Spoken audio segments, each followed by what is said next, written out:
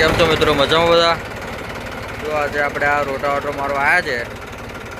Jar કરી છે અને પછી પડી રહેલું છે. આખું ખેતર છે. આ રીતનું જો એકદમ કડક થઈ ગયું છે. કે આવા રોટાવેટર મરે કે ના મરે ખબર નહીં, પણ આપણે મારીએ છીએ. હવે રોટાવેટર આખું વાઇબ્રેશન ઉડે છે.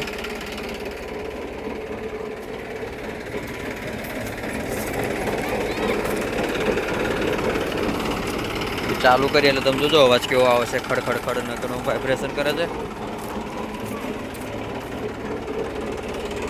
આટલું આપણે મારતા મારતા આવ્યા છે. આ થોડુંક રહ્યું છે.